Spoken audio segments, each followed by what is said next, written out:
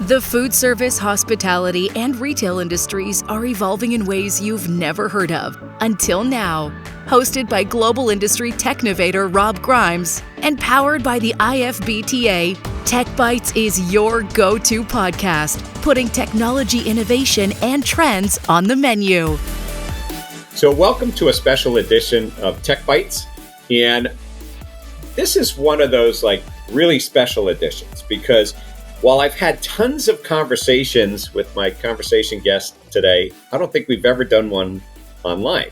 So I'm sure I do not really have to introduce John Hamburger, who is the founder and the editor-in-chief and everything for the Restaurant Finance Monitor and specifically the Restaurant Finance and Development Conference. So John, welcome to TechBytes. Yeah, hi Rob, thanks for having me. So have we ever actually had a conversation online besides Zoom calls? Not officially recorded. We've talked a lot, though. Okay, well, so you're a member of the press. So I know that you've asked me questions in the past, and I've had to say, well, I'm not so sure I'm going to comment on that. So we'll just have to see how this is with the shoe on the other foot. You know, people ask me that all the time. They'll say, well, you're part of the press. This is off the record. And I always tell them, I said, Rob, I would probably forget it. So don't worry about it. Okay, well, we're not going to forget what we're talking about today. So listen, I don't know why we haven't done this sooner because the IFBTA has certainly partnered on many things, including articles, webinars, restaurant finance, and food on demand over the years. And while we've done a number of things at Food on Demand, which obviously has a very focused audience and a lot of technology, the same thing goes at Restaurant Finance. And so I thought maybe we would just start with just the overview of restaurant finance that's coming up. Sure. Well, the Restaurant Finance and Development Conference, this is in about its, I think, 33rd or 34th year. And the idea behind the conference was a place. It started out initially, it was a place for chief financial officers to talk about, accounting and finance. And it's sort of morphed into one where people come to the conference to meet with their lender, to find financing.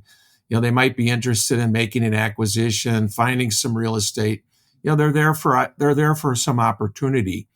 And that's kind of what, you'll notice at the conference, there's a lot of meetings going on. There's the bankers all have their private meeting rooms. And then there's a big open area where people are conducting meetings. So there's really two parts to the conference. One is all this meetings stuff that goes on. And then we have a pretty significant educational program as well. Yeah, I would say that would be an understatement because certainly you found that if you want to get certain subjects in, you might start pre-show just like you're doing with the IFBTA's bootcamp. But, why don't you talk about sort of the pre-show and the things that surround it? Sure. Well, we have, the people start to come in on Sunday night, and the conference, for years, the conference started at 2:00. But then we started doing some pre-conference workshops at 12:30, and those were really well attended. And so we moved to a deal where we've got boot camps. They're specialized topics. There's one in real estate, and then you're conducting the one in technology. And those they start at 9:00 in the morning on Monday. They're more in depth. It's an opportunity for restaurant operators, people that are interested in the restaurant space to get into more detail during these sessions than they might during our regular workshop sessions that take place during the conference. These run roughly 2 to 3 hours. The typical workshops that run on Tuesday and Wednesday run 50 minutes. So it's more in depth. So that's why we booked them, and we're glad, very happy that you're conducting the one at 9:00 on Monday morning. Well, let's back up a second because you talked about the starting of the conference and who your target audience was, which was really to get the finance people. Then you morphed into bringing in the investment bankers and all the other people. Now, you also publish Franchise Times, and you're, very involved, obviously, in the franchise side, what came first, Franchise Times or the Restaurant Finance Monitor came first. That was started in '89. And then Franchise Times was being published by Crane Communications in Chicago, and I bought that in 1998, and we relaunched it in 1999. So, restaurant finance first, franchise second. But the conference has a franchise element as well. A lot of franchise companies. Absolutely. There's a lot of networking. So there's a lot of franchise things going on too. Well, I will tell you that I will be showing up for my Jersey Mike's annual sub that I get there, because they will make a special tuna one for me, which I will pick up there when we're there. But franchisees, franchisors, both go to this. And then you have the financing side, which is so important. And of course, technology, plays into this as well. But when you take a look at the attendees and how the attendees then have changed over time, is there a profile of the attendee, because I think it's more than finance people and more than the financing people. Yeah, about half the audience are involved in a restaurant operation, either as an employee, shareholder, owner of a restaurant company, or a private equity fund that owns restaurants. We get a lot of private equity funds that come to the conference that own restaurant chains. And then the other half would be investment bankers, accountants, lawyers, technology people, real estate people. We get some executive search people that come. So that's the makeup. So when you talk about the educational programming, so you have, I know you have some general sessions that go on, you have keynotes that go on, and then you have the breakouts. Could you maybe just sort of cover the types of subjects or what the overall theme might be this year? Yeah, well, I can't say that I have an overall theme, but the theme probably hasn't changed since the very beginning. It's really to give restaurant operators, all the sessions are geared for the restaurant operator. And it's to help them, figure out what's going on in the industry, how they can run a better operation. We've got sessions in finance. We've got sessions in tax. There was a big tax bill passed this year, so we've got 2 sessions there. We have sessions on controls. How a CFO or controller, what's the latest there.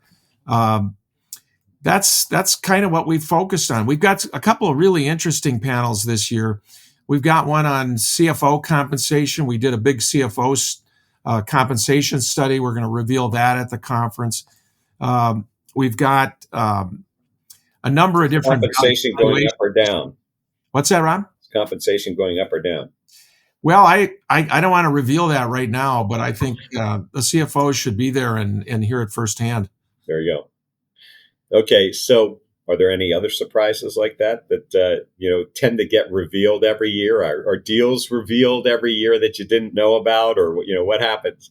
Yeah, we always come away with the conference learning about some deals that are being discussed there. There's been a lot of deals over the years that have been percolated at the Restaurant Finance and Development Conference. I hear that feedback all the time. So it's very deal oriented, and that's where I think people can see some real opportunity.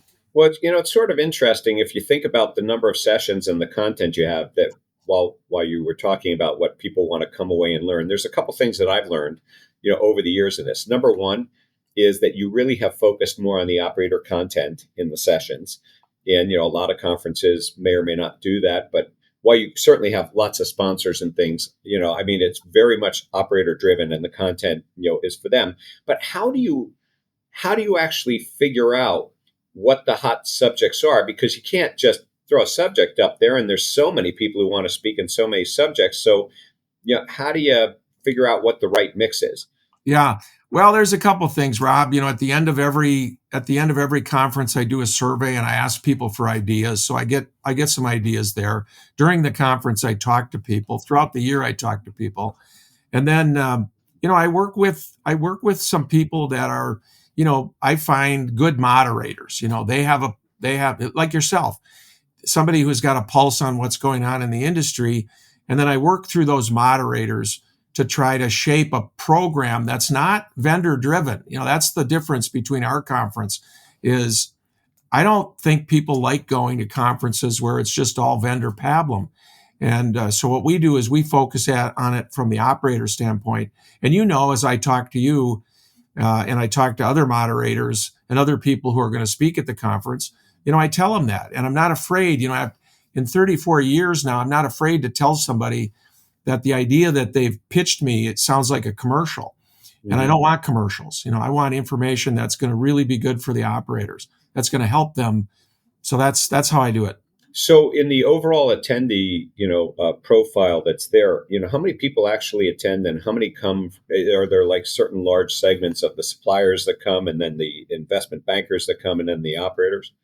About a third of the operators, on the operator side, I said roughly half of the audience are restaurant operators. About a third of them are franchisees, about a third of them are franchisors, and then a third of them are, I would call them independent multi-unit restaurant companies, either independent or private equity backed. That would be the other third that come to the conference. And they come for, like I said, they come for various reasons. Some of the finance people come, they want to be up to date on what's going on in finance. The franchise ones, they might want to sell a franchise or two. The independents or the private equity backs, they might be looking for real estate. They might be looking for a new opportunity. So there's a number of different reasons why people come to the conference. There's a lot of resources, that are available for people that are there. So they have the education, but you also have the marketplace where, people are. So you've got the deal making area where I always see the people there. It's hard to get a table. And by the way, I always look for plugs. So that's even hard for me. But you have that. And then you have the private rooms. And then you have this marketplace, which has a lot of different suppliers in there from all kinds of different areas. Yeah, we look for suppliers that are financial or technology oriented. There's some financial, you won't find someone selling restaurant equipment or selling soft drinks. It's the restaurant. You can get all that at the National Restaurant Association show. Ours is finance focused. It's how can you manage that business better? So you'll find insurance, you'll find technology, you'll find franchise opportunities. That's what's different about this deal. We don't have the food vendors or the equipment vendors at our conference. And in reality, when people come and they're making the investment to come in, and I would also point out that from my knowledge, there aren't a lot of freebies given to people, even the operators. And that tells you, because you look at the size of the crowd and the people who are there, that pretty much the whole industry comes. So they see that value. But at the same time, there's the flexibility to choose what they want to do, because they can go onto the marketplace virtually a lot of hours. They can go to the education. They can go to the deal rooms. And I suppose they really put their schedule together. But what I don't see is people just showing up and leaving early. Yeah. Well, there's a lot to do at the conference, whether you're going to attend the boot camp or whether you're going to attend the regular sessions or you've got meetings. A lot of people come to the conference, and they've got a whole plate of meetings set up for the whole conference. There's people. One of the things that we do differently, Rob, and I don't want to tip off all the other conferences out there, but we can keep it between us. Okay. Well, people come to our conference, they have access to who else is coming. You go to a lot of conferences, they don't tell you who's there. So you can't book any meetings. It's a secret. Well, at ours, it's not a secret. So you can, through the mobile app, if you're an attendee, you can find out who's going to be there and you can send them a note. Hey, I'd like to get together for a meeting. And so that's one feature that I think people like. And that's why there's a lot of meetings booked, always booked. So there's a lot of other things too. I was just going to mention, in the evenings, on starting on Sunday night and Monday and Tuesday nights, a lot of the sponsors host dinners or they host receptions, and they invite a lot of the restaurant operators to go to those. And so there's a lot of activity that goes on, dinners, receptions that go on during the conference, afterwards. Well, listen, I want to just take a segue because there's some specific subjects we should talk about this, and we should also look at the overall world that really, fits this. So why don't we just take a quick break? And, we're having this conversation with John Hamburger, who is the founder the CEO, the publisher of Restaurant Finance Times, and Restaurant Finance Monitor, and also Restaurant Finance and Development Conference. So we'll be right back. With the rapid expansion of technology in the food and beverage industries, finding the right supplier can become overwhelming and complicated. To simplify this process, the IFBTA created Exchange. Exchange is a powerful search tool where users can easily narrow down their technology search and refine results by application type, geography served, department, and more. Browse resources and learn more about the industry's technology suppliers at exchange.ifbta.org. Now, back to the show. So welcome back. And we're in the middle of a conversation with John Hamburger, somebody who we've never done an online conversation with before here on TechBytes. And John, we're talking about the Restaurant Finance Monitor, but also the Restaurant Finance and Development Conference, of which he is the founder and the CEO and the publisher of, and also a moderator of on the main stage, I might point out. So before we shift into some specifics, the one thing you ended by talking about some of the networking things and the dinners and things that surround this, but we really didn't talk about some of your highlights this year and some of your keynote speakers. Yeah, well, let me talk about that a little bit. First off, on which would be Monday, our opening general session, we've got an interview with Craig Culver. Craig's the founder of Culver's, and that, Culver's is really a unique business and doing very well this year. By the way, not in the doldrums like a lot of restaurant businesses, doing really well. So we're going to talk to Craig about what makes Culver's tick, and then we've got an interesting speaker. Keller Renato Clifton, who's the founder of Zipline, which is a drone company. He'll be talking about the future of that technology, and I think that'll be an interesting one. And then we always usually bring somebody who we find that's interesting. It may not be restaurant related, but this year we've got the golfer John Daly, and John has had a very interesting life. He won 2 major championships. He's had a lot of personal problems in his life, and now he was just in Happy Gilmore too, I think, right? Yeah, he was kind of it wasn't a great movie, but he was the star of Happy Gilmore. I enjoyed the movie. I thought it was pretty good. And he's been on the Netflix special Full Swing, and Chad Mumm, who's the executive producer of Full Swing and also is a producer of Happy Gilmore 2, will be interviewing John at the conference. And, over the years, we've had some really interesting speakers that have had nothing to do with restaurants. We've went through a period of comedians, astronauts, some politicians. And this year we thought, it'd be kind of fun to talk to John. Well, first of all, they all have something to do with restaurants because everybody eats, number one. But number two, so in this particular case, have you guys played golf together? No, never have. And I don't think I probably will. But it'll be fun to hear from John Daly, and then John Daly will be in our marketplace afterwards, and it'll be an opportunity for people to get a picture and shake his hand and meet him. So that'll be kind of fun. Yeah, actually, you did correct me because I think he was in the Full Swing, and the other piece he might not have been in Happy Gilmore. I can't remember if he was or he wasn't because they had a whole bunch of cameos in that one, but he did play a starring role. In the other one, which I've been watching on Netflix. So he was interesting. He was in Happy Gilmore too. He had a spot in there. So, actually, he certainly did. I stand corrected. I'm correcting myself on my correction. So, anyway, I forget what publishers call that when they go ahead and they put that error correction out there. But anyway, so.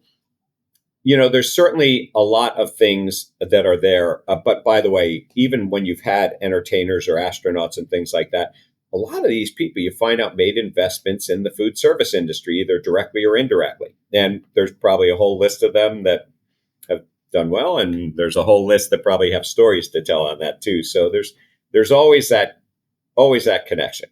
Yeah, I was just going to mention 2 other speakers, Rob. We've got the chief economist, Dr. Nyla Richardson from ADP.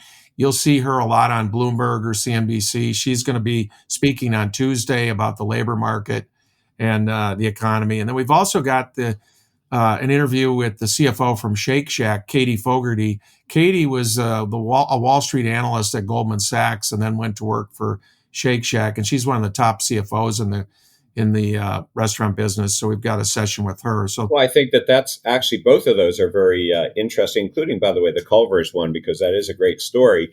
But if you think about that, on Shake Shack, a lot of people don't know this. They actually have a technology investment arm within the parent company, and they make a lot of technology investments, out there, just as straight investments. Some that they use within the company.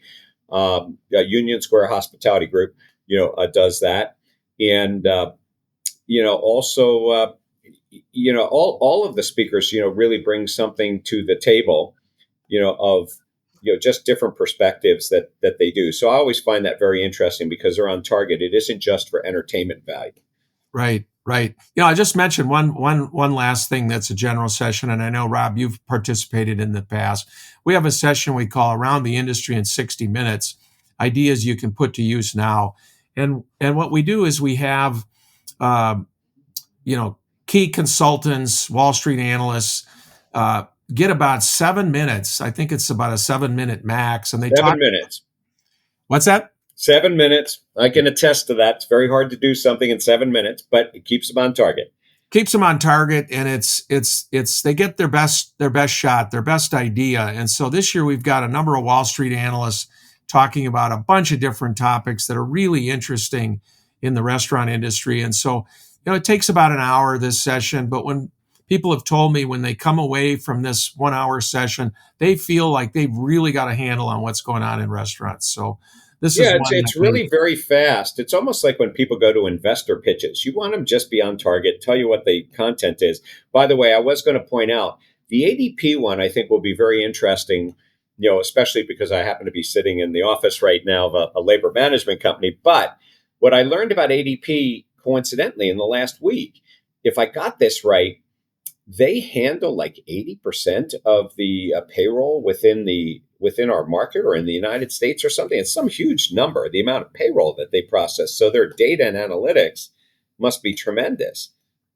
Yeah, I didn't know it was that number, but I may be slightly off, but I'm going to tell you it's a big number. And when we get off, we should look that up, because I saw that statistic somewhere, I think because they were talking about labor and the government and some of the things going on in the economy. And they quoted on one of the news stations ADP, and in it, they said they have X percentage of the payroll that's processed. Okay. And I thought, wow, that's interesting what you must get from that, right? Another reason why I think her speech will be timely is that, with the government shutdown, a lot of the BLS data isn't getting reported, and they're relying more on private sources. And ADP has their own unemployment data that they produce each month. So I think it'll be a very interesting. So I see that as a very interesting conversation, and you'll be doing that? Well, she's going to actually, Rob, going to be speaking, and then she'll be taking Q&A questions from the audience. So, well, if you're up there or introducing her, which somewhere in there you're probably doing it, but I would just say that I think that last piece you said would be very interesting to ask, because how should people in our industry be getting that kind of labor data? Because there are multiple sources, as we know, and of course that gets us in the discussion of technology. But everybody is talking about AI and how to do it. But I hate talking about AI. I just talk about the data and how people use it, and a lot of it I had a call at 5 a.m. this morning with somebody in Dubai, and we were just talking about how there's so many data sources our industry have access to that we don't realize. That everybody thinks of the weather, but it's beyond the weather. And like, this would be great. Rob, you mentioned AI, and there can't be a conference these days without a couple AI sessions, and we've got two of them from two leading consulting firms, Boston Consulting and Deloitte. Are each doing a panel. One is doing one on Tuesday morning in Boston Consulting, and then Deloitte will be doing one Tuesday afternoon. So there'll be some opportunity for operators who attend to learn what's working in. I think you just told me where I have to be at those two. I always am interested in seeing what the perspective is, but then when you talk, and we'll cover some of this actually in the bootcamp pre. what people's perspective and how they're using it. What I'm finding is people just, they just don't think about AI first, and they come to it after they've done all the work. If you look at your perspective in the industry, and your perspective is in finance, it's in franchising, it's also, by the way, in the food on demand piece. Boy, that thing has taken off, and that's the catering, takeout, delivery. So much so that it's got its own conference, its own publication, separate time of the year, not together. Do you want to just sort of talk about some of the other things that is within the portfolio that people ought to know that help to feed, your information and expertise? Yeah, well, you mentioned food on demand. We started that publication about 8 or 9 years ago, and then we started the Food on Demand conference, I think in 2017 or 2018. And this whole delivery space exploded during COVID. And but now, if you take a look at a lot of QSR, fast casual, and even casual dining, a large percentage of their sales are coming digitally. They're either through third party, through takeout, and through catering. And the Food on Demand conference focuses on that segment really, and how to best market, how to have the best technology. And Rob, this was something that's really come about in the last, I'd say, 5-6 years. COVID. Restaurant companies now have somebody who's in charge of off-premise. They're in charge of catering. They're in charge of it's a whole different revenue center. And it's marketed differently. And so Food on Demand is for that off-premise segment. And for those people, just like restaurant finance, we focused on the restaurant CFO and controller, and then that kind of morphed. Food on Demand is focused on those off-premise people in the restaurants. And anyways, that's what we do. Well, but it just shows that there's so many different aspects, that all feed into that. I guess feed into that is a good way of saying that. But there's just such opportunity out there, and you're really capturing the opportunity for incremental sales and bringing that in. But it is, as you point out, it's a whole different market segment. And, what comes to mind also is, you're aware that the IFBTA partners on the retail side, with the NRF and some people, and, the announcement of Racetrack buying Potbelly. Very interesting, right? And is Sheetz a restaurant or is it a gas station and convenience store? I don't know. But, we see a lot of partnerships and a lot of crossover. Do you find that also in the attendee base of people that are coming, the analysts and people that are interested in multi-industry? It's interesting. Your comment is spot on. The C stores, like Racetrack, like Wawa, like Sheetz, are providing competition. Buc-ee's, Quick Trip up in the Midwest. They provide a lot of competition to the restaurants, and there's a number of restaurant owners that also are C store owners. So there is a connection, but the C store business is a different animal, and the C stores got their own conferences, and so this isn't really a C store conference, but we do get operators who come that are C store owners that own some C stores. Or they're partnering, though. I think we're going to start seeing more and more, partnering, between the different groups, and they certainly have a lot of locations and footprint, so there's probably more and more of that's going to go on. But I just thought that was an interesting acquisition. Yeah. Yes, definitely. So just to sort of round this out, one of the things of my observations every year is the amount of technology vendors that are showing up and investing as sponsors and in the marketplace.